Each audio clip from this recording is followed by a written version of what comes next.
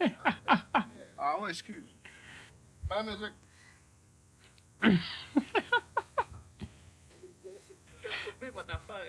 T'es pas pire, là. Veux-tu que je chante?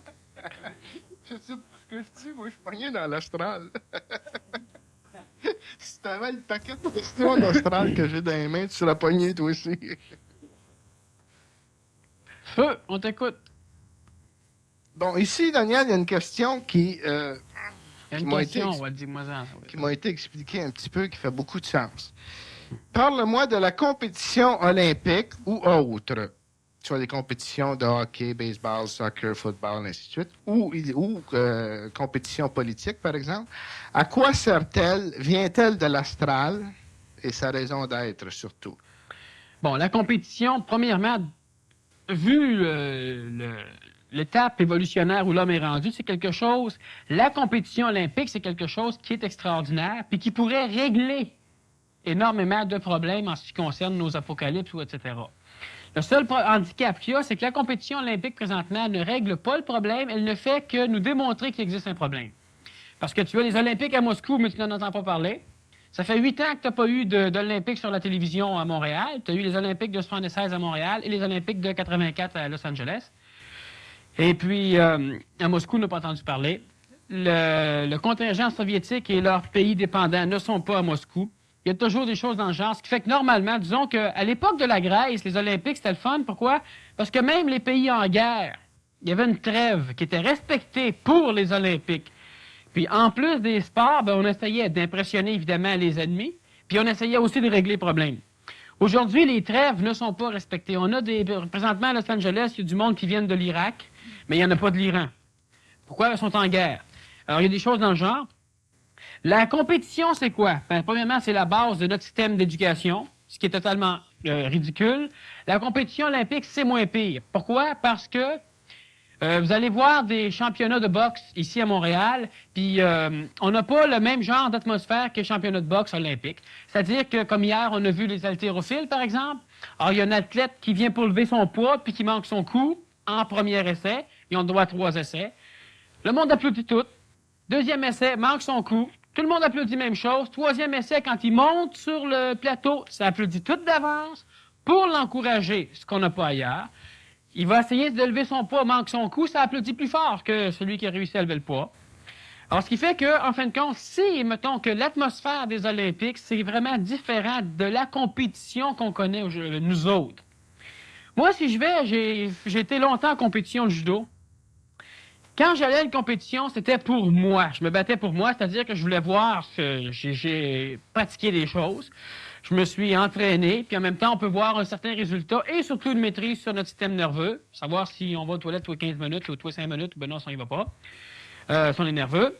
Comme ils ont aussi aux Olympiques. Et la majorité des athlètes qui vont aux Olympiques, c'est une finale, ou du moins un tremplin pour continuer à s'entraîner. Mais c'est pas pour montrer à personne qui sont les meilleurs. Ils ont une certaine fierté par après, mais on peut remarquer qu'ils montrent souvent des gros plats de ceux qui gagnent les médailles d'or parce qu'ils pleurent, hommes ou femmes. Alors, ce qui fait qu'en fin de compte, c'est pas du tout la compétition qu'on connaît. Ça n'a aucun rapport.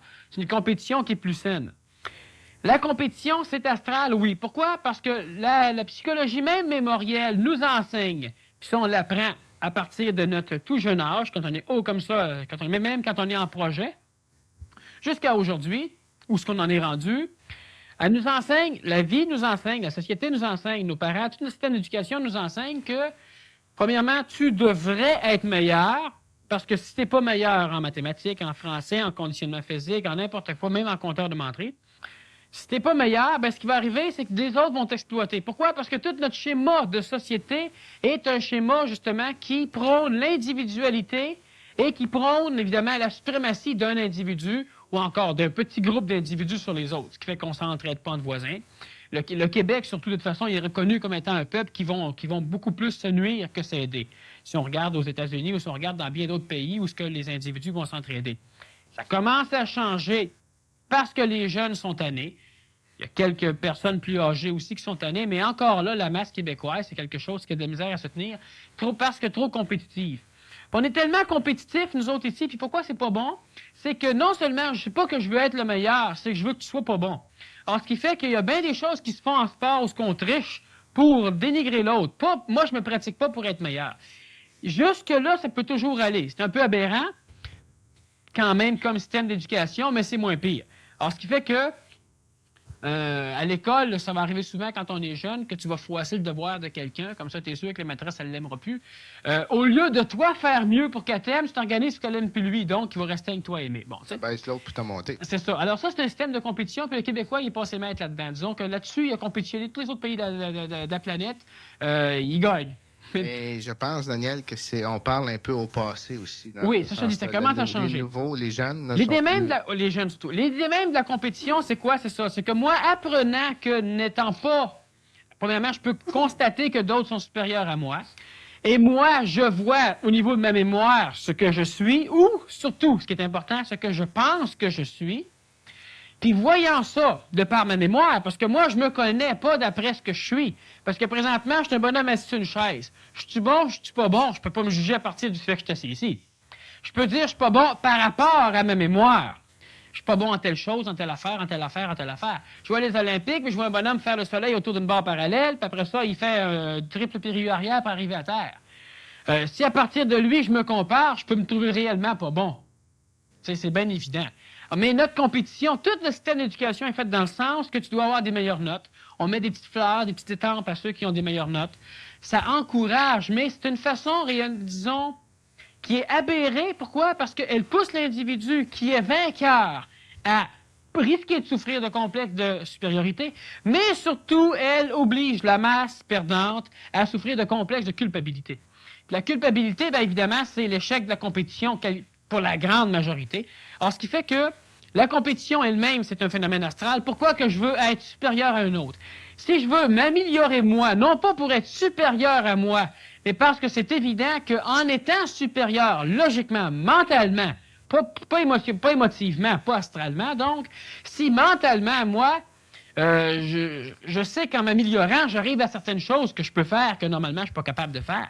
C'est pas une compétition, c'est un travail, un entraînement, un travail, un développement. Ce que vous faites présentement, vous essayez de comprendre des choses. La grande majorité essaie de comprendre pour lui-même, pas pour pouvoir dépasser un autre. Il y en a des exceptions encore, même dans le domaine de l'ésotérisme, de la spiritualité ou du domaine intellectuel ou n'importe quel genre de domaine. La compétition envers soi, disons que c'est la seule qu'on devrait accepter, quoi qu'elle n'est pas bonne. Pourquoi? Parce qu'on n'a pas à se compétitionner. Si on comprend intelligemment, donc mentalement et non pas astralement, le mental, c'est quoi? C'est la faculté qu'a l'homme, je le répète souvent, mais c'est bon qu'on le répète, c'est l'intellect. C'est la faculté qu'a l'homme de se servir de sa mémoire, mais d'une façon coordonnée, d'une façon logique. Et quand notre émotivité, donc notre astral, vient teinter notre mental, automatiquement, il fait que vous allez vous payer un auto que mentalement, vous savez ne pas pouvoir payer, mais que émotivement, astralement, vous voulez absolument avoir, parce que c'est beau, parce que vous allez vous sentir bien, parce que vous allez compétitionner un autre, parce que, etc. Alors, ce qui fait que si, mentalement, on est capable de voir pourquoi moi je dois me perfectionner, autant physiquement que dans tous les domaines, ben c'est pas une compétition, même si de l'extérieur, ça a l'air d'une compétition, mais c'est mental. C'est un travail de développement, c'est une évolution. Une évolution, c'est pas une compétition.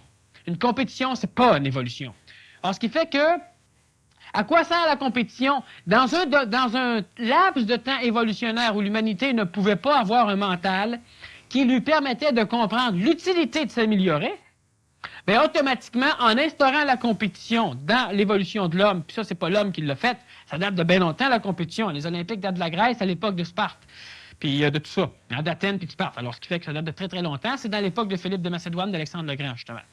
Alors, ce qui arrive, c'est que la compétition étant instaurée, l'individu qui n'a pas la capacité intellectuelle de comprendre pourquoi il doit s'améliorer, un enfant, il peut pas comprendre pourquoi il faut qu'il apprenne les mathématiques à l'âge de 8, 9, 10, 11, 12, 13, 14 ans, puis même encore à l'âge de 20, 21, 22, 23, 24 ans. Alors, ce qui fait que s'il ne peut pas comprendre parce qu'il n'a pas la possibilité intellectuelle de le comprendre, puis ça, c'était l'homme, là, disons, quelques années aller en descendant, bien, automatiquement, au niveau astral, il y avait la compétition qui a obligé l'homme, par vanité, par orgueil, à perfectionner l'humanité. En 1929, ça prenait, disons, là, j'ai pas les chiffres, là, mais disons que ça prenait 35 secondes à courir 1000 mètres. En 1984, ça en prend 12,3. Puis, à l'époque, ça en prenait 30 et c'était impossible de battre ce record-là. L'homme ne pouvait pas courir plus vite, disons, que 25 000 à l'heure. Aujourd'hui, l'homme peut courir jusqu'à 47 puis 48 000 à l'heure. Pourquoi? Parce que l'homme s'est perfectionné. L'homme peut mémoriser bien plus de choses que là, 400 ans. Même si à l'époque, la limite humaine était telle chose, aujourd'hui, c'est tellement dépassé. Alors, ce qui fait que la compétition, elle a été bonne parce que l'homme n'avait pas la capacité intellectuelle de comprendre l'utilité de l'évolution, l'utilité de la perfection, du perfectionnement. Ces changements-là, Daniel, on les voit pas parce que c'est à peu près comme vivre avec ses enfants qui grandissent. Tu les vois pas. À un moment donné, il résonne, puis à un moment donné, il ne résonnait pas. Puis quand est-ce que ça a changé, tu ne l'as jamais su. C'est la même chose pour l'humanité. Bien, la compétition, je pense, fait partie de l'ère du poisson, Exactement. qui est l'ère de la croyance. La compétition génère la jalousie, génère Elle est tirée de le l'astral. gros ego pour C'est ça. énergiser l'astral de façon à ce qu'on puisse s'en servir pour l'ère du Verseau. Alors, la compétition olympique, disons que c'est c'est une compétition spirituelle. Ce serait le summum de la compétition. C'est beau, c'est correct. Parce que l'athlète qui a médaille d'or, ben, il prend les deux mains des deux autres puis il lève. Le pays, on s'en fout. Hein? Puis le public applaudit, quel que soit l'athlète. Puis on peut le voir réellement au niveau des Olympiques. Alors ça, est-ce qu'on pourrait dire que les Olympiques seraient de la haute astrale? Exactement, de et l'astral puis spirituel. qu'un combat de boxe dans un gymnase malsain serait de la basse astrale? Vois-tu, aux Olympiques, tu as des choses qui sont... Tu vois que c'est correct, c'est bien. On encourage les perdants. Dans une course, celui qui s'enfarge, ben, tout le monde se met à applaudir quand il se relève. Puis il continue, puis si c'est le dernier, ben, on applaudit jusqu'à temps qu'il arrive pareil. Puis ça, je l'ai vu à Montréal, puis on peut le voir à la télévision, là. Moi, j'ai arbitré pour des compétitions de judo, où j'avais des petits bonhommes de 7-8 ans. Puis à un moment donné, une fois, il a fallu que j'arrête le combat pour demander à deux des parents de bien vouloir se casser la gueule dans la salle ou de sortir. Parce qu'ils passaient le temps à crier à le jeune, « Ah ouais, puis, ah ouais, du sang, fais-le saigner! » Puis là, tu sais, bon. Alors, ce qui fait que t'as bien des combats, justement, ou t'as bien des compétitions, quelle que soit compétition, c'est du basse astral, c'est-à-dire dans le sens que c'est de l'astral qui a une vibration basse, qui se rapproche de la matière, et cet astral-là, par définition ésotérique, là, pour ceux qui ne le savent pas, ben, ça va être la peur. Quand vous faites un cauchemar, c'est parce que vous avez peur, et cette peur-là amène votre conscience à réellement sortir, puis d'aller dans l'astral, puis la peur, ben, c'est un moyen, une technique de faire un voyage astral conscient. Mais c'est une technique hyper dangereuse si l'homme ne peut pas contrôler ça. Et si l'homme se sert de cette technique-là, l'homme ne contrôle pas ça, sans ça, il irait dans l'astral spirituel. Dans l'astral bas, ben, on a tout ce que les clochards, les alcooliques, les drogués vont voir lorsqu'ils reviennent de leur voyage, leur bad trip qu'on appelle. Alors, on a des formes des êtres en formation, puis on a tout ce qui a pu se passer en termes vibratoires bas, les meurtres, les viols, les rixes, les guerres, ce qui fait peur. Alors, quand vous faites un cauchemar, vous êtes tellement conscientisé dans votre voyage astral que votre corps physique se met à avoir une accélération cardiaque, transpiration, des gesticulations. Il y a même des personnes qui en meurent. Mais habituellement, tu te réveilles d'un coup, puis tu continues ton voyage astral, même réveillé. Alors, il faut que tu allumes la lumière. Puis même là, tu peux encore voir des formes, les enfants surtout, mais l'adulte finit par s'intellectualiser un peu plus, donc par se raisonner, mais il y en a encore qui ont peur. Alors, la basse astrale, c'est ça. L'astral spirituel, on parle justement comme les Olympiques. Bien, dans l'astral spirituel, on a toutes les formes pensées qui sont bonnes pour l'humanité, dans le sens qui vont aider l'humanité à avancer. On a les mémoires des grands maîtres, évidemment, les mémoires des actes qui sont corrects. Alors, ce qui fait que les Olympiques, c'est justement une compétition qui est tirée de l'astral spirituel, donc qui est manipulée par l'astral spirituel, l'astral qui est encore bonne pour l'humanité, mais qui un jour va devenir satanique parce qu'il va retarder l'humanité. Présentement, c'est encore yavique, c'est encore bon pour l'humanité. Mais l'astral bas, il est satanique, lui. Il retarde. Si on regardait juste une autre facette, j'aimerais poser une question, disons, de comparaison. Est-ce que les grands initiés qui dématérialisent leur corps et rematérialisent leur corps le font à travers l'astral ou bien s'ils le font à travers d'autres, soit le mental, le supramental? Ça serait pas compréhensible puis trop long à expliquer. Parce qu'il y a plusieurs personnes, je pense, Daniel, qui ont écrit des livres sur les voyages astrales basés sur ce que Babaji faisait, sur ce que le comte de Saint-Germain faisait, et ils appelaient ça des voyages astraux. C'est ça. Je parlais de voyage encore, mais même la dématérialisation, c'est pas un voyage. Je trouve ça trop long à expliquer. Puis l'individu qui fait ça C'est un individu qui a ajusté le corps physique, le corps vital, le corps astral, le corps mental supérieur, le corps bouddhiste, puis le corps divin. Alors, ce qui fait qu'en partant, il n'y a pas beaucoup, je ne sais rien qui l'a fait, qui a fusionné ces corps-là, lui, après la crucifixion.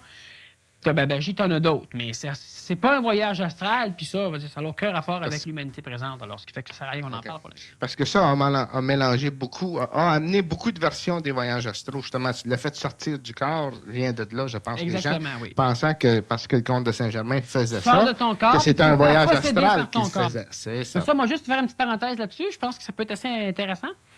Le fait qu'on dit souvent que quelqu'un qui fait une sortie astrale peut revenir, pas être capable de rentrer parce qu'un autre corps astral a pris possession. Quand vous faites un voyage astral, vous ne sortez pas. Vous êtes vous-même, vous avez une vibration mémorielle et tout d'un coup, cette vibration-là se met à vibrer selon un harmonique. Donc, ça rentre en harmonie, en concordance avec votre âme, c'est l'enveloppe qui limite votre astral personnel et le centre de ça, c'est votre ego, votre identité. Alors, l'âme, évidemment, l'astral, donc le Dieu dans le ciel et ses religions qui ont vénéré le Dieu dans le ciel, ont dit à l'homme que l'homme devait conserver son âme. Et l'âme était immortelle. Mais l'âme, elle est mortelle, et l'âme, un jour, devra disparaître pour permettre à l'homme de pouvoir rejoindre Dieu. L'âme, c'est ce qui contient l'astral individuel de l'être, et à l'extérieur de l'astral planétaire. Le voyage astral, c'est quoi? C'est pas toi qui sors de là, tu sors pas de ton âme. Tu voyages pas que ton âme non plus, même si on appelle ça un voyage de l'âme à un moment donné. Ce que tu fais, c'est que tes vibrations de ta pensée, dans ton sommeil ou dans ton voyage conscient, finissent par être en harmonie avec la même sorte de vibration dans la mémoire planétaire. Donc, automatiquement, ta conscience peut sortir, c'est-à-dire qu'elle ne sort pas, mais tu as connaissance de ces connaissances. Tu peux prendre contact avec ces connaissances-là, avec ces mémoires-là, comme tu le fais à l'intérieur de toi. Mais ce qui arrive, c'est que cette mémoire-là qui pénètre en toi, bien, elle reste après dans ton astral à toi. Donc, tu peux avoir l'impression que tu es possédé par quelqu'un d'autre. Si tu vas dans un astral bas, pas dans un astral haut. Mais tu n'es pas possédé, mais tu l'as en toi. Si tu vas voir le film L'Exorciste, tu arrives chez vous en shaking, puis tu as peur. Bien, ce que tu as vu, c'était là, c'est rentré par tes yeux dans ta mémoire à toi, et maintenant, c'est à l'intérieur de toi. Mais tu es possédé par le film, mais tu es possédé par ton imagination, tu es possédé par ton astral. À ce moment-là, ce que l'on croit devient vrai. Oui. Si tu penses que tu Parce es que tu le crois, même si c'est pas vrai. par une entité, tu vas devenir possédé par une Même entité. si c'est pas vrai. Parce que tu as le contrôle sur l'astral, que tu saches ou non, tu as un Exactement. contrôle Alors, tu es dans intégral sur l'astral, tu l'astral. reviens, il y a quelqu'un dans toi. C'est ce que tu imagines. Qu'est-ce que tu as à faire? Ben, bras écrit, pète, rouspète, dors, puis à un moment donné, tu te réveilles dans ton corps. Par contre, tu peux être possédé par ce qui reste. Un homme ou une femme qui voit son fils se faire étrangler, ben, il reste possédé longtemps maudit par cet événement-là. Il reste possédé par cet événement-là. Il faut l'exorciser pour pouvoir le guérir. Ou il y a d'autres moyens qui peuvent, à la longue, y amener la même chose. Mais il est possédé par l'événement qu'il a vu.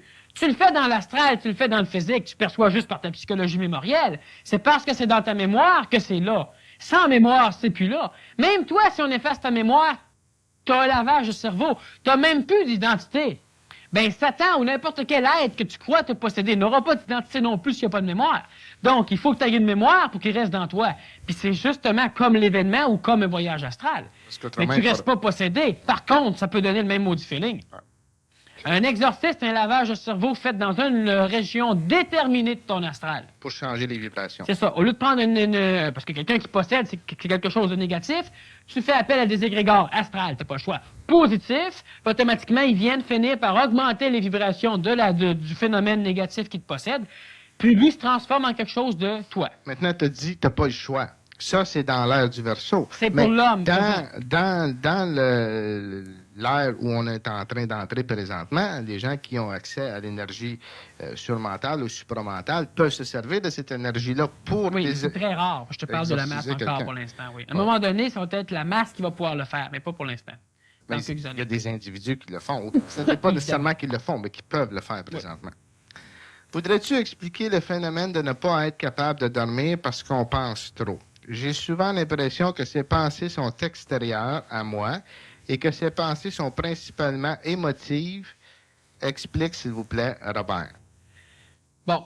Alors, les pensées sont toujours... Les pensées, c'est-à-dire qui viennent nous empêcher, sont plus souvent qu'autrement émotives. Elles peuvent apparaître sur un caractère intellectuel, c'est-à-dire que j'essaie de régler un problème, donc c'est intellectuel. mais je veux régler un problème. Pourquoi? Parce que c'est un problème. Ça, c'est émotionnel. Alors, ce qui fait qu'en partant, c'est toujours, Robert, c'est toujours émotif. Maintenant, le phénomène même de la pensée, j'ai souvent dit que la pensée, c'était comme un vieux singe qui se promenait d'un arbre à l'autre. À un moment donné, il faut saisir le singe. Hein? Alors, voilà. L'astral même, premièrement, tu peux pas...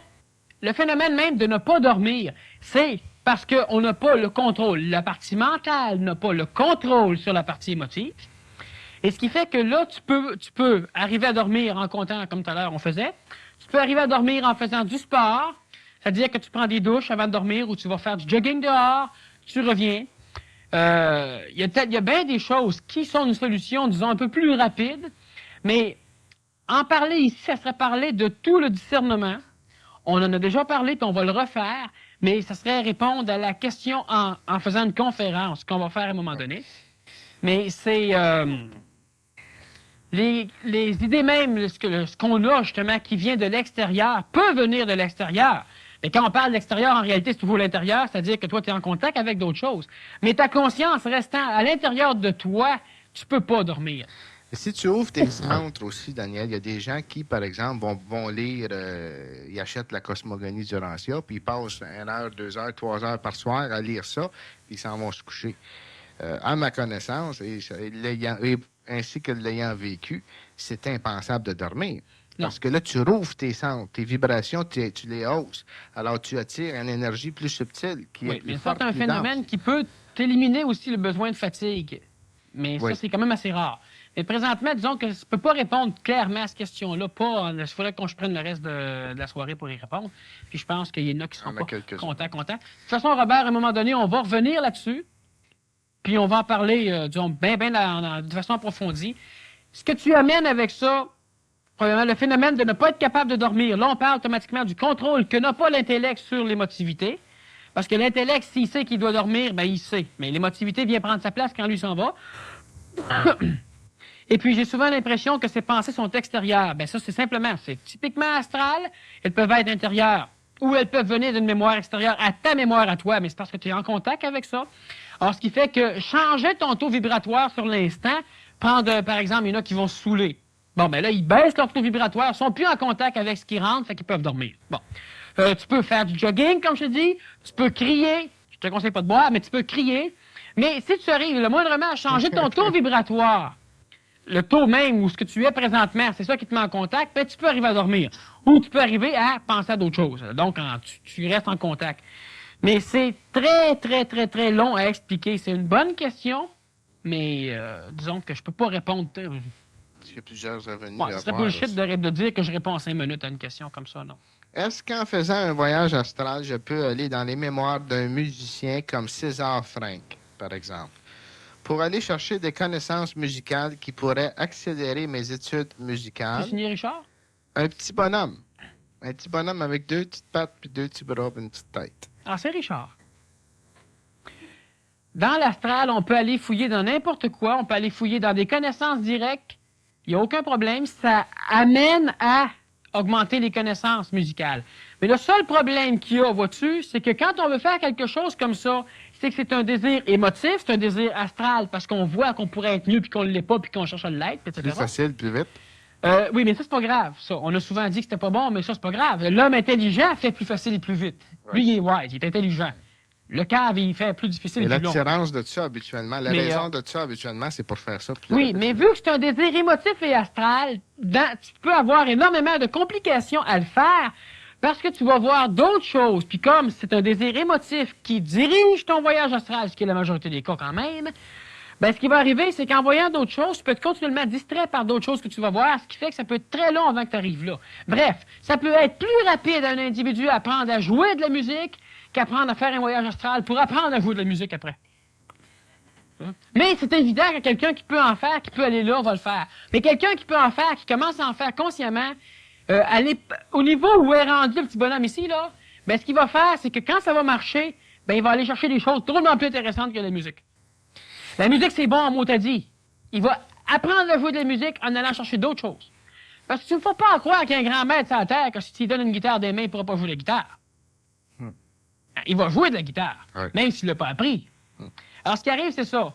c'est qu'il y a d'autres choses. Quand l'individu qui recherche quelque chose arrive, tu veux, toi, juste, par exemple, voir, disons, un exemple comme ça, là, voir à quoi pourrait ressembler un jardin zen. Avec les petites roches et les 13 roches placées de façon à ce que de n'importe quelle manière où tu te places, tu peux pas toutes les voir. Bon. Puis avec des c'est des petites lignes là-dessus, tout ça en sable. Là. Tu fais un voyage astral, tu arrives, tu vois ça. Tu te emmener à nez avec un maître bouddhiste zen, puis il commence à te parler. Tu vas-tu encore vouloir visiter ton jardin de sable avec les roches? Non. Alors, le moindrement qu'une personne arrive à faire un voyage astral, réellement consciemment, vu le niveau d'évolution de ceux qui vont le faire présentement, vu là 15 ans, c'était pas pareil. Le gars, il allait voir des filles qui se changeaient, ou la fille allait voir des gars qui se changeaient chez eux, tu sais, parce qu'il était trop, il voulait avoir du monde à poil. Bon. Mais aujourd'hui, c'est plus ça, pour la majorité. Alors, ce qui fait que, je parle pas pour toi, là, je parle pour le monde qui évolue, là. Mais, non. Mais ce qui arrive, c'est ça, c'est que l'individu qui est rendu à un certain niveau de conscientisation, même si l'astral le pousse à faire quelque chose, quand il va être rendu à le faire, il risque de changer de chemin. Tu vas voir. Daniel, est-ce qu'une personne qui, par exemple, veut, que ce soit Beethoven ou n'importe quel musicien, au lieu de partir et aller faire un voyage astral, réalise ou bien se dit et croit, là, puis il le vit là, intensément, que dans son corps, il y a tout, mais tout, pour avoir accès à apprendre aussi vite qu'il peut, parce que l'univers est en lui, puis il vit ça, puis il s'assied à son piano, puis il commence à jouer du piano. C'est un maître, il y a beaucoup plus de chances. Il va jouer tout de suite instantanément. Il y a beaucoup plus de chances d'arriver plus vite que de faire un voyage astral. Vois-tu, l'harmonie dans l'homme, ça existe déjà. L'homme, il n'a pas inventé un instrument de musique sans savoir c'était quoi la musique, sans savoir c'était quoi un harmonique. C'est assez gros de faire un violon chez vous, tu vas voir. Bon, mais à un moment donné, il y a des hommes qui l'ont fait. Parce qu'eux autres ont eu contact avec cette partie-là, justement, qui est dans chaque homme, dans chaque femme. Il y a eu contact plus grand, ben ils ont pu faire ces choses-là. Mais toi, tu t'assois. Pourquoi tu t'assois simplement, puis si tu réussis à le vivre, tu peux faire un voyage astral pour aller apprendre à jouer de la musique. Mais si t'es plus wise encore, tu vas tout de suite jouer bien de la musique. Tu sais, tu n'auras pas besoin de l'apprendre. Sauf, il va falloir que tu te mettes en contact. La personne qui se prend pour Beethoven, réellement, là, il se trouve qu'elle joue bien du piano, puis elle joue comme Beethoven. La personne qui se prend pour Mozart, il se trouve qu'elle joue Mozart.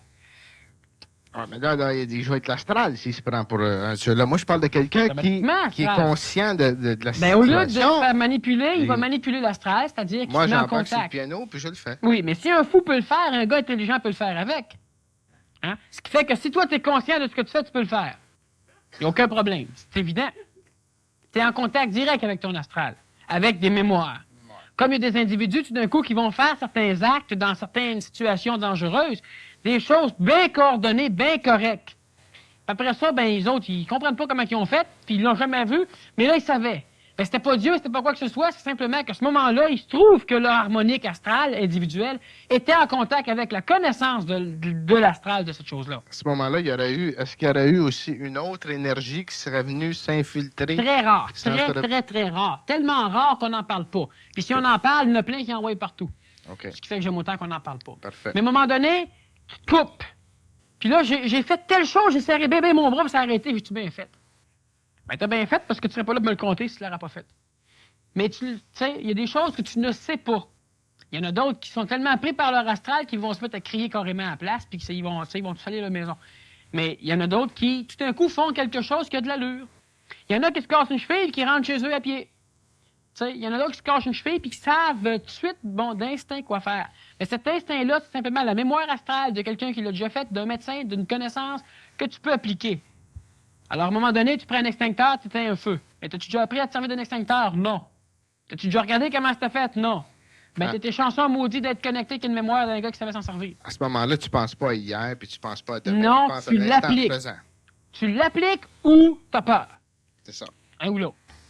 N'est-il pas plus sûr et plus efficace de puiser directement dans l'énergie créatrice pour poser une action, guérison, etc., que de passer par l'astral en voyage ou non? C'est absolument évident que l'énergie intentionnelle ou créatrice est de beaucoup supérieure, dis-je, à l'énergie astrale. La seule chose qu'il y a, c'est que l'individu, est-ce qu'il est capable de discerner entre l'énergie créatrice, l'énergie intentionnelle, et l'énergie astrale qui vient parler en lui, parce que l'énergie astrale a en mémoire tout ce qui a été fait comme énergie créatrice. Donc, l'énergie astrale peut venir se présenter à toi sous forme d'énergie créatrice, sous forme de n'importe quoi qui a déjà existé, et toi, tu peux penser que c'est ça, et si tu décides que tu crois qu'à cette énergie créatrice-là, bien, si c'est pas la vraie, puis qui est identique à la vraie, à un moment donné, tu vas faire comme certains, tu vas massacrer du monde. Alors, c'est évident que l'énergie créatrice est de beaucoup supérieure, mais ça, c'est un individu qui est capable de laisser couler l'énergie créatrice en lui. C'est un individu qui est capable de ne pas avoir de mémoire.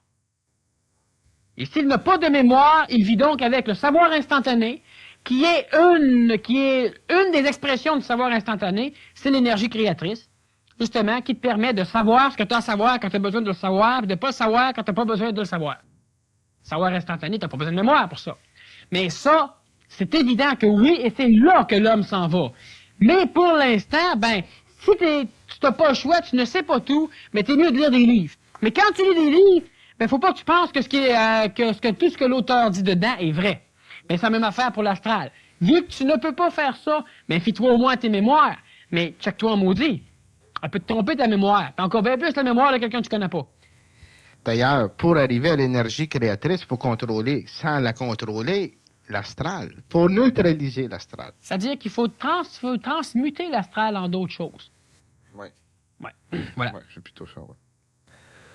Le phénomène de la possession par une entité ne serait-elle pas une ancienne mémoire d'une autre vie qui continuerait à poursuivre le possédé? Marie. Oui. Bon, mais Marie, c'est un peu ce qu'on disait tout à l'heure. C'est-à-dire que la mémoire de notre vie, on a déjà expliqué lors d'une conférence qu'on a faite ici qui s'appelait la réincarnation, ce qu'était la réincarnation. Alors, ce qui fait que la mémoire d'une entité qui se réincarne, ben, de toute façon, il y a une réincarnation qui est pluralitaire dans un individu. Là, on me demande souvent des questions dans le genre, mais je peux pas revenir sur la réincarnation parce que j'avais déjà fait une conférence là-dessus, puis ça avait pris un peu plus que 2 heures. Alors, on s'imagine que ça peut donner en 15 minutes. Puis je parlais vite, puis j'ai bien résumé, cette fois-là. Alors, ce qui fait que, de toute manière, une chose qui est sûre, c'est que n'importe quelle possession qui existe dans l'homme, c'est l'astral qui possède l'astral. C'est l'astral planétaire qui possède l'astral individuel, donc c'est l'âme qui est maganée, parce que l'âme a laissé une forme vibratoire mémorielle qui soit une chose qui s'est réincarnée dans toi, mais habituellement c'est rare. Parce que une personne qui a des doublements de personnalité va souffrir, justement, va vivre le phénomène d'individus réincarnés dans lui qui ne sont pas fusionnés, et normalement la fusion des personnalités réincarnatives se fait vers l'adolescence, même un peu avant, normalement. Alors, quand une personne est possédée, c'est plus souvent, quoi, ça peut arriver que ce soit justement un dédoublement total. Alors, il y a une partie d'elle qui s'est réincarnée, donc une mémoire, qui refuse obstinément de se fusionner aux autres, donc de créer une individualité. Il y a donc 2 individualités. Mais là, il faut créer une fusion. Habituellement, les possessions ne sont pas faites par toi qui meurs et tu ne veux pas mourir, et puis tout d'un coup, 15 ans après, ou 15 générations après, par exemple, ou ben non, 3 générations après, l'enfant qui vient au monde est similaire à celui qui est mort là, en termes de corps, et l'entité veut s'en emparer, et là, il y a une lutte qui peut avoir une possession. Mais ça, c'est pas comme ça que ça se passe. Ça a déjà été expliqué comme ça, par Gérard Encausse, Papus, entre autres, puis par d'autres. Mais vu l'époque, la compréhension qu'ils en avaient, ne pouvait pas être, du moins l'enseignement ne pouvait pas déborder ça. Alors, ce qui fait qu'une possession, c'est toujours mémoriel, mais c'est pas une entité propre c'est pas toi, dans une autre vie, qui veut te reposséder dans cette vie-là. C'est pas de même que ça marche. C'est pas la mémoire de toi non plus. C'est une mémoire, ça c'est sûr. Une mémoire d'une personne qui peut être dans toi, mais c'est plus souvent qu'autrement une mémoire d'un événement, d'un égrégore. C'est rarement un individu qui va posséder quelqu'un. Sauf si quelqu'un veut absolument communiquer avec les morts, quelqu'un fait du spiritisme. Il peut arriver que la mémoire, c'est toujours pas une entité, là, que la mémoire qui rentre à l'intérieur de l'homme finisse par vouloir s'emparer de l'ego de l'homme, donc elle va finir par contrôler l'ego de l'homme. On dit que l'homme est maître de l'astral. Est-ce que tu es d'accord avec ça? C'est l'homme qui dit ça. Oui. Et l'homme qui dit ça, c'est un homme qui est possédé par l'astral. Dans ce sens qu'il est roi et maître chez lui, dans son corps physique, pour en faire ce qu'il qui veut. dit ça. Pour ça, le gars qui pense ça, il va se faire fourrer par l'astral. il vient peut-être de se faire fourrer, mais seulement qu'il n'y a pas de sentiment de posséder, d'être possédé, ici et ça. Et quand il arrive à des endroits où il y a des entités, il fait ce qu'il a à faire, puis les entités s'en vont, puis il n'a pas peur, puis il s'en va dans la Si vie, le puis il n'a pas mental peur. travaille avec lui. Mais ceux, habituellement, avec qui ça arrive, c'est comme ça que ça fonctionne, je pense. C'est la personne qui... Non, la personne... Ça, il y a une bonne nuance entre les deux. La personne qui rentre quelque part où il y a des forces sataniques, puis qui dit « allez-vous-en », puis qui s'en vont toutes. Il peut être totalement possédé par l'astral, puis il y a juste l'astral qui peut commander à l'astral. Alors, s'il est possédé par l'astral, ce bonhomme-là, c'est un sorcier, donc un mage noir, et c'est quelqu'un qui est possédé par la même entité qui demande de sortir. Il y a juste Satan qui peut dire à Satan de s'en aller. Sauf si l'homme est un homme qui a un mental supérieur, donc un mental qui va contrôler le phénomène astral, donc l'astral ne vient pas perturber le mental, jamais. Il peut avoir des émotions quand ça lui tente d'en émettre, parce que c'est une communication avec l'entourage, pas parce que l'astral veut s'exprimer. Et s'il lui dit à certaines forces de s'en aller, elles vont s'en aller parce que ce mental-là contrôle l'astral.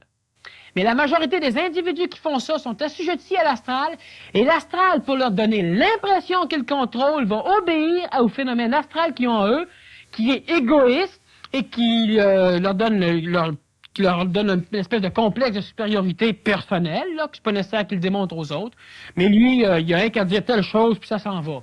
Ça, c'est bien plus souvent qu'autrement astral. Quand la peur n'existe plus, est-ce que... Quand la peur n'existe plus, oui. Mais encore là, il faut réellement qu'un individu soit rendu très haut. Il y a des individus qui pensent qu'ils n'ont plus peur. J'en ai eu en séminaire, moi, qui pensaient qu'ils n'avaient plus peur. Puis je leur ai juste expliqué comment je leur ferais peur, puis ils ont eu assez peur qu'ils voulaient s'en aller. Bon. Puis quelqu'un qui n'a pas peur, qui pense qu'il n'a pas peur, là, on va dire franchement, s'il veut s'éprouver, il y a bien des manières de l'éprouver. Mais il y a des choses, il y a des individus qui n'ont pas peur. Il n'y en a quelques-uns sur la Terre. Quand tu es au point que tu peux crier ou parler ou faire ce que tu as à faire pour exorciser ou envoyer quelque chose, ou absolument ne rien faire à ce moment-là. Tu peux te rapprocher de la peur, mais une chose qui est sûre, c'est que va-t'en dans le bois à minuit, ouais. quand il fait bien frais, bien froid, va-t'en sur un lac de glace qui est en train de casser, là, mais qui peut encore tenir, là. Va-t'en là-dessus, la nuit tout seul, dans le bois. Pas de chemin, pas rien, pas de flashette capote, pas rien, tu vois rien. Là, commence à appeler Satan, à appeler Belzébuth, à appeler Lucifer, puis commence à les insulter, puis commence à leur dire que t'es le maître. Puis crie, puis fort. Puis là, quand tu vas entendre des arbres tomber, puis des roches, des bébelles, puis la glace qui craque, là, puis continue à crier. Puis si tu continues à crier, c'est parce que t'as pas peur. Bon. Puis quand t'as tout fait ça, là, mais commence maintenant avec l'entité autre, Dieu. Puis insulte-le, lui, avec. Parce qu'il y en a bien qui peuvent s'imaginer qu'ils n'ont pas peur. Parce que dans leur fin fond astral, ils se pensent protégés. Mais détruis même tes protections. Défais tout au complet. Faut en venir à ça. Oui. Mais là, si tu continues à le faire, puis après ça, en fin de compte, tu pourras rire, puis tu rentres chez vous bien sagement, puis tu dors comme une bûche, t'as pas peur. Mais sans ça, t'as peur. Puis la peur, c'est terrible. Puis le gars qui pense qu'il n'a pas peur, ou la femme qui pense qu'il n'a pas peur, elle est mal pris en maudit, parce qu'un jour, elle peut avoir peur, puis elle s'attend pas à avoir peur, puis là, elle va capoter. C'est dangereux en tabarouette. Oui. J'ai pas peur, mais tu penses, tu comprends, d'un coup, tu comprends plus rien, t'as peur. Ben, pour vivre comme ça et que ça fonctionne pendant des années, comme certaines personnes dont je connais, et qui n'ont pas peur et qui sont très bien dans leur peau par rapport à ça, ils en profitent pendant ce temps-là. Ah ouais, c'est sûr. Ça va de soi. Mais il y a un maudit danger quand c'est pas le mental qui domine, comme j'expliquais, puis quand c'est l'astral. Puis si quelqu'un veut voir c'est quoi la peur, veut voir s'il n'y a pas peur, eh bien, il y a bien des moyens. Il y en a bien qui ne reviennent pas non plus. Oui, c'est en pourcentage. Mais la majorité si vont même t'as pas. peur, oui, je comprends. Pour matérialiser des biens, des désirs, il ne s'agit pas seulement de grossir des égrégores, as-tu dit. Voudrais-tu nous expliquer le fonctionnement pour y arriver plus rapidement? Merci. Je n'expliquerai pas le fonctionnement pour y arriver plus rapidement parce que l'être humain n'est pas prêt à pouvoir se servir des égrégores. Tout ce qui est dit en conférence ou n'importe où, et ça, ben, il n'y a pas grande personne qui l'ont dit jusqu'à date, mais il y a un écosystème psychologique, puis une écologie psychologique à respecter, et ce qui fait qu'il y a des choses qu'on ne dit pas. Pourquoi? Parce que si je le dis, c'est mémorisé, et n'importe qui en voyage astral a accès à ces connaissances-là, puis n'importe qui, ça veut dire du plus bas aller au plus grand. Puis le plus grand, il sait, le plus bas, il ne sait pas, mais il veut le savoir.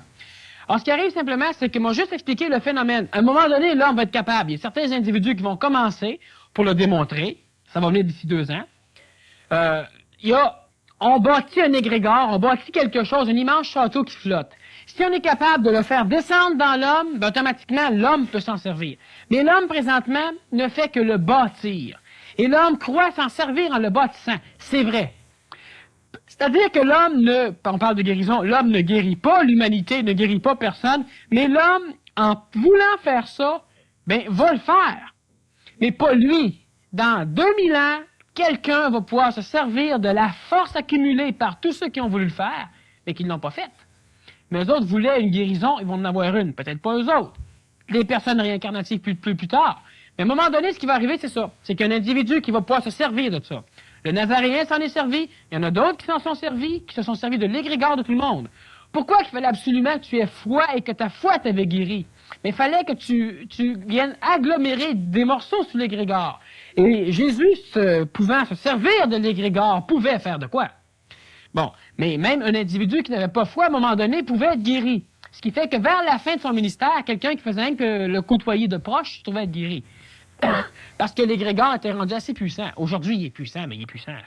D'ailleurs, Jésus, j'ai même l'impression, de la façon que ce qu'on nous décrit sa vie, que Jésus s'en allait, marchait sur la rue, n'appelait pas l'égrégore, mais l'égrégore le suivait, puis il rayonnait et guérissait le monde qui à côté de qui il passait. Vers la fin du ministère, c'est ce que je te dis. Parce que l'égrégore était rendu assez puissant, mais dans le début, ça marchait pas comme ça. Son énergie étant subtile, rejoignait l'énergie de l'égrégore qui était très subtile. Je veux pas. Alors, ce qui fait, c'est que présentement, on ne peut que construire. Voyez-vous, c'est pas parce que on prie, par exemple. On demandait à Dieu de guérir un tel. Mais toutes ces énergies divines-là, si on parle du Dieu du ciel, c'est évident que c'est le Dieu astral, ça n'a pas rapport. Parlons du Dieu dans les cieux. L'énergie même, c'est pas parce que tu le demandes que tu l'as. Tu fais ça à un marchand de bonbons. Tu fais ça à ton père physique. Tu fais ça à ton ami. Tu fais ça à ta femme. Tu fais ça à ton mari. Tu fais ça à ton enfant. Tu demandes, tu as. Mais la chose qu'il y a, c'est pas ça. C'est que bien avant que tu le demandes, si tu as à l'avoir, tu vas l'avoir. Pas fou l'autre en haut, puis c'est pas l'autre en haut, parce qu'il n'est pas en haut non plus, mais en tout cas, bon. Mais pas fou. Alors, ce qui fait que, tu sais, si tu as soif, si tu as à avoir de l'eau, tu vas en avoir. Par contre, si tu demandes de l'eau et que tu es capable de le demander d'une façon à contrôler le phénomène astral, tu vas avoir de l'eau. Là, oui, il faut que tu demandes pour recevoir. Mais ce qui va arriver, c'est que tu peux demander longtemps en maudit pour qu'un autre qui ne demande pas reçoive. Puis c'est ça qui se passe dans l'astral. Oui, parce que ça va toujours sur vibration, hauteur de vibration. Toi, tu es un demandeur, mais tu demandes d'une façon à grossir un égrégore. Puis lui, en vibration, c'est un gars qui reçoit. Il va recevoir, pas toi. Mais un jour, il va payer pour. Mais il le sait pas. Présentement, la chance va bien, il y a tout. Puis toi, ça va mal. Puis toi, tu pries, puis lui, il prie pas. C'est sûr, c'est celui qui va pas qui prie, pas celui qui va bien. Mais à un moment donné, il va payer pour l'autre.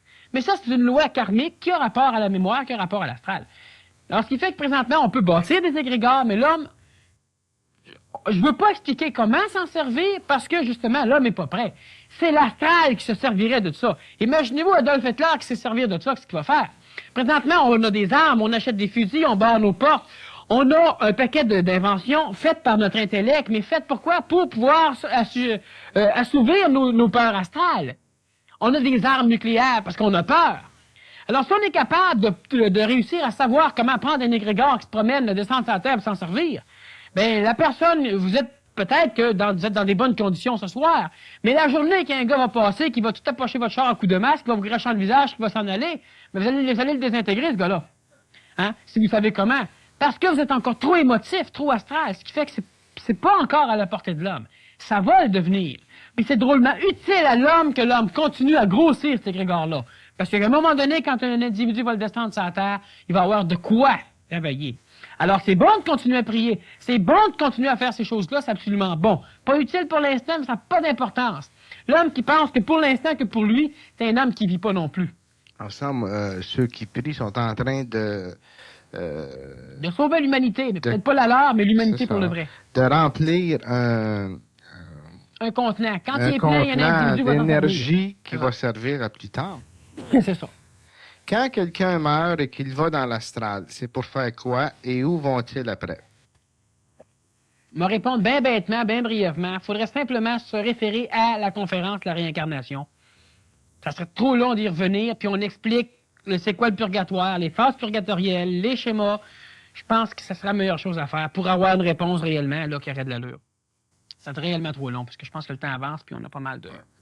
Pouvez-vous nous parler des techniques pour sortir consciemment en astral? Qu'est-ce qui détermine le type de mémoire que l'on contactera?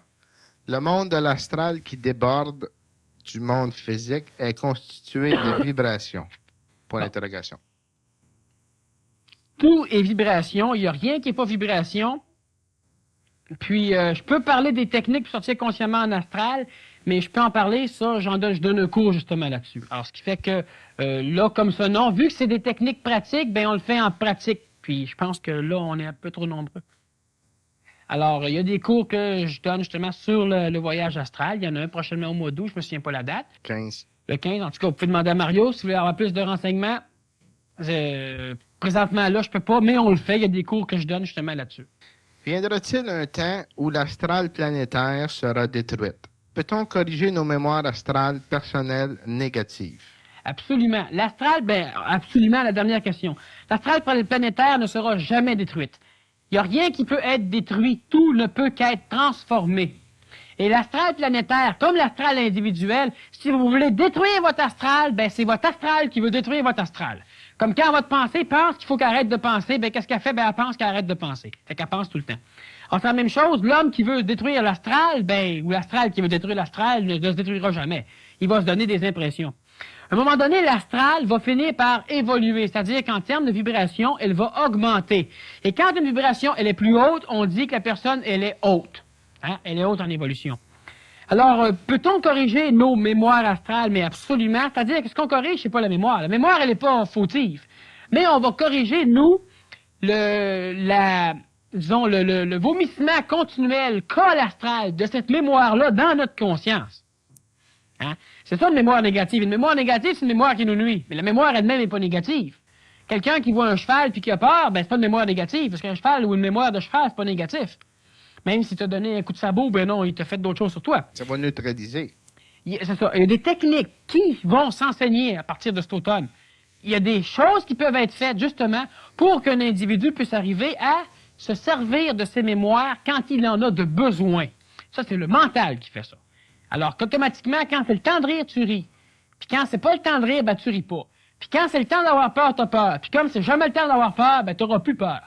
Parce que tu peux contrôler. Mais sinon, c'est l'émotivité qui vient s'exprimer toujours quand il faut pas, rarement quand il faut.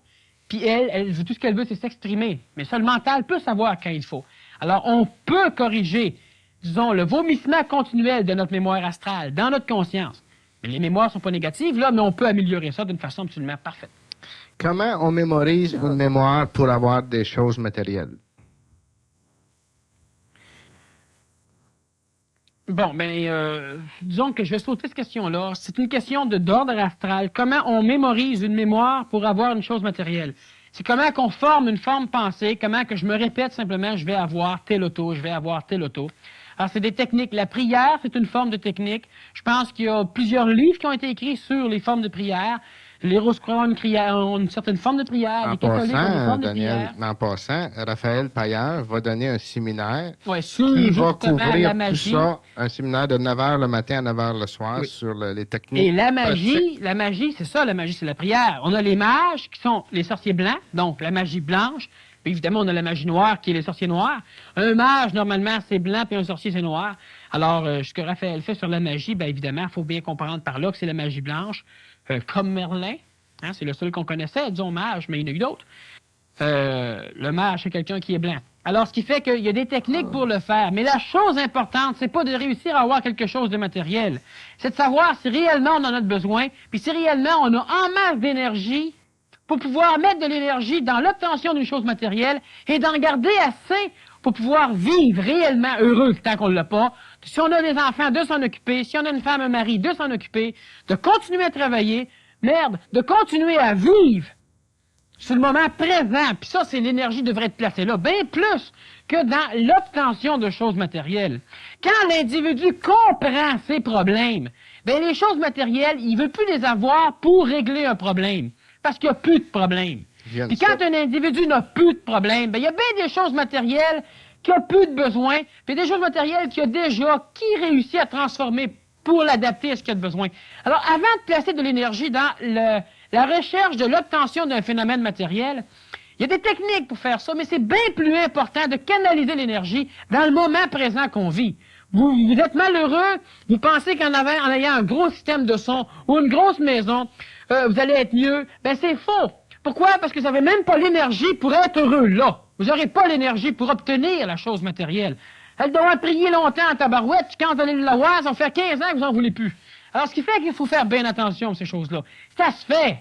Mais c'est pas ça le travail de l'homme. Vous voulez avoir une meilleure maison, vous allez pouvoir mieux vous occuper de vos enfants. Non. Le problème, il est dans l'homme, il est dans la femme, il est dans les parents, pas dans la maison. Pas dans la maison pantoute, c'est pas vrai. Alors, ce qui fait que si vous avez bien de l'énergie, assez pour être heureux de tout faire, ben là, OK, vous pouvez en mettre là-dedans pour essayer d'avoir des choses matérielles ou même des choses humaines. Là, vous pouvez le faire. Mais vous le ferez pas si vous en avez en masse pour être heureux. Si vous voulez faire des choses comme ça, avoir un bon poste de travail, on peut faire des projections dans le genre. Mais c'est pas la solution au problème humain. La solution au problème humain, c'est de garder l'énergie qu'il y a en lui, pas toujours la projeter vers d'autres choses.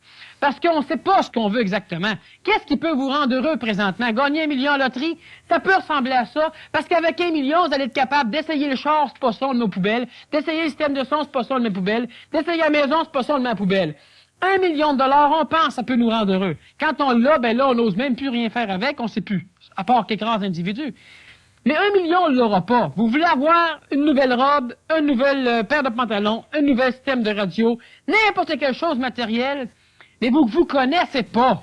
Alors, vous ne pouvez pas savoir si réellement ça va vous amener quelque chose, ou ça va vous l'amener temporairement.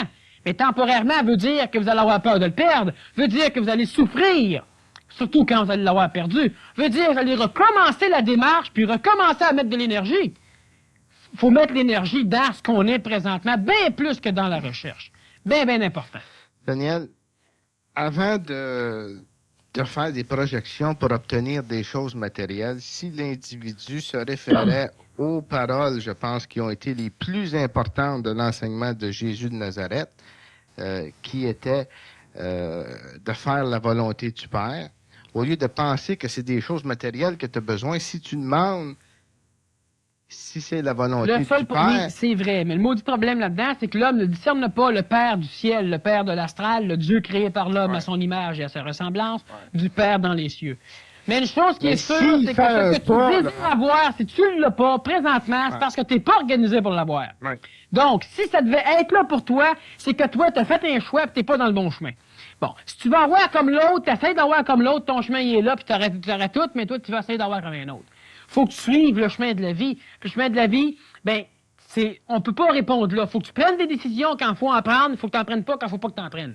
Puis l'homme, habituellement, il en prend quand il faut pas, puis il en prend pas quand il faut. Oui, mais quand même, le Nazaréen, il a pas laissé ça, il nous a pas laissé ça en héritage pour rien, et seulement pour quelques individus. Naturellement, les grands l'ont tout capté, les grands initiés, ils l'ont capté, ils l'ont appliqué.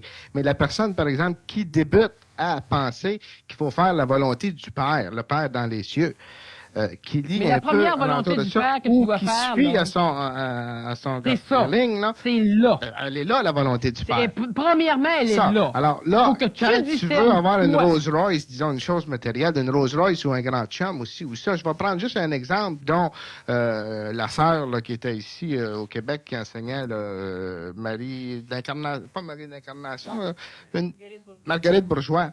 Bon, qu'est-ce que c'est qu'elle enseignait aux petites filles, elle, à ce moment-là? Tu vas peut-être me dire c'est astral, là, mais par contre, ils ont fait des petits tests dans ce temps-là, là, et puis, elle avait développé une sorte de prière, c'était astral, OK? Mais au lieu que les petites filles choisissent, puis cherchent, puis qui prient pour avoir le chum qui était pour les marier, OK? Fallait qu'il y ait ce qui était le mieux pour eux autres. Tu sais qu'il trouvait, il y a un corps athlétique, il est grand, il a des belles oreilles, beau frisé, les yeux bruns, un beau petit bedon, un petit chandail vert. Non, tu ne l'as plus pas en tout. Alors là, la petite fille, elle le trouvait, puis elle le mariait, puis ça allait pas. Elle enseignait c'est-à-dire, il priait, puis il demandait de rencontrer l'homme qui deviendra le mari approprié pour les rendre heureuses dans la vie. Et puis, le résultat, et puis ça, vous pourrez vérifier, il y a eu des enquêtes de fait, le résultat est absolument incomparable. C'était 98-99% de réussite. Je sais pas s'il y en a qui ont lu là-dessus, mais c'est un pas vers... C'est évident. Ça peut se faire jouer tôt. L'homme, Mais c'est mieux de faire ça que oui. de dire que je vais avoir quelque chose de Sauf qu'il faut matériel. pas que tu passes ton temps à Je vais attendre avoir non un plus. Rolls Royce, je vais avoir une maison, je vais avoir aussi quelqu'un qui utilise les forces pour avoir des choses comme Il y a ça. deux techniques. Et de mieux, je perception pense, de astrale. commencer puis regarder ce que c'est que le Nazaréen Jésus a voulu Tout le laisser temps. en héritage là-dessus. Oui, tu as toujours, comme j'expliquais, celui qui trouve qu'il y a juste ce dos, puis celui qui trouve qu'il y a encore ce dos. Bon, ben celui qui trouve qu'il y a juste ce dos, ben il va avoir plus de choses. Mais avant tout, il faudrait qu'il se connaisse lui-même, puis c'est la même affaire. Fait que du moins, tant qu'à vouloir faire une projection, tu te projettes simplement que je veux tout comprendre, je veux tout connaître, puis je veux avoir tout ce qui est parfait pour moi. Bon. Mais c'est pas moi qui va juger ce qui est parfait pour moi, parce que celui qui va juger, c'est encore ma mémoire, c'est encore mon astral. C'est ça. C'est parfait pour moi, c'est merveilleux. T'écoutes l'autre passer avec un carnet avec 3 boules dessus, tu n'en as que 2. Je me suis fait fourrer. Ben c'est ça, c'est toi qui juges qu'est-ce qui est bon pour toi, là. Ouais. Tu te fais fourrer, Mais- mais par toi. Oui, mais si tu relis Faut les que t'en paroles de Jésus, de faire la volonté du Père, c'est expliqué différemment. Oui, mais le seul Ouais. problème, c'est qu'il y en a C'est qui pas peuvent faire la c'est pas volonté du l'ego Père. de l'humain qui est placé. Ils sont comme à 3 boules, là, et qui ne me fassent pas en croire, là, que, c'est-à-dire comme à 2 boules, parce qu'il y en avait une boule de plus ailleurs, là. Des boules, je comprends que ça a fait changer Oui, bien mais des 2 affaires boules, sur Terre. Mais, mais, Sur le cornet. oui, mais ça, c'est le gars qui pense qu'il fait la volonté du Père en voulant une boule de plus, là. Bon, quelle méthode utilises-tu lors du cours Voyage astral? Merci. Ma méthode à moi. Est-ce que la conscience va automatiquement dans l'astral pendant le sommeil que pour d'autres expériences? C'est-à-dire que la conscience ne va pas nécessairement dans l'astral. Elle peut descendre dans les pieds, elle peut aller dans l'astral, elle peut aller dans le mental, elle peut aller dans le supramental pour certains rares individus. Elle peut aussi aller au niveau du physique total, de la matière, comme elle peut aller au niveau du vital. Alors, ce qui fait que non. Mais habituellement, presque pour tout le temps du monde, même les animaux, tous ceux qui ont un phénomène astral qui commence à être développé un peu, les plantes en ont un, mais il n'est pas assez développé encore, mais on parle des animaux en montant, ben, du moins d'une certaine race d'animal en montant, ceux-là, normalement, vont dans l'astral. Puis dans l'astral, faites-moi confiance qu'il y a à peu près tout ce qu'on peut trouver, tout ce qu'on peut imaginer, il y a à peu près tout. Il y a la mémoire de la matière, la mémoire du vital, la mémoire de l'astral, la mémoire du mental, la mémoire du mental supérieur. Pardon. Il y a bien des tout, choses. il y a tout et c'est à date d'une fraction de seconde. Ouais. Alors, ce qui fait que normalement, c'est dans l'astral que la conscience astrale va se promener, ouais. Lorsqu'une personne sort de son corps, peut-elle s'échapper de l'attraction terrestre, Gilbert? Bon, Gilbert, une personne ne sort pas de son corps réellement. Là, on peut prendre ce terme-là. Là. Je veux juste spécifier que la personne, sa conscience s'éteint quelque part. L'attraction terrestre, vois-tu, c'est que le voyage astral même, présentement, peut amener l'individu à former, à imaginer des choses parce qu'on a des connaissances au niveau des planètes et ces choses-là. Mais le voyage astral ne se fait que dans l'astral planétaire, mais dans la mémoire planétaire. Donc, tu ne quittes pas l'attraction terrestre, c'est-à-dire que l'attraction n'a pas d'effet sur l'attraction terrestre n'a pas d'effet sur le corps astral. Par contre, l'attraction astrale en a une. Et l'astral planétaire, la planète Terre a une âme, elle est limitée. Alors, ce qui fait que tu as la connaissance de toutes les connaissances qu'il y a sur la Terre présentement, qu'on a de l'extérieur. Et tu peux visiter ça. Donc, tu peux t'imaginer être sur une autre planète, mais tu restes quand même dans la mémoire planétaire. Tu peux pas aller ailleurs que dans la mémoire planétaire, dans le voyage astral présentement pour l'homme. Mais dans la mémoire planétaire, il y a la Lune, il y a les étoiles, il y a en masse. Ce qui donne l'impression.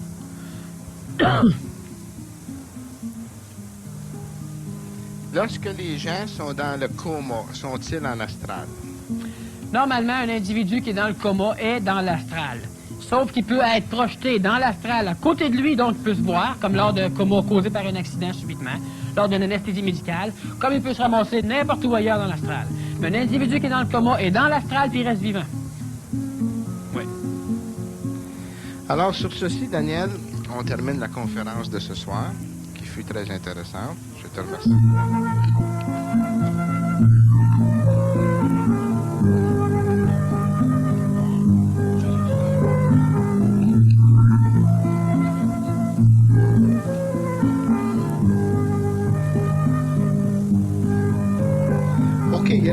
Une question et 2 tiers.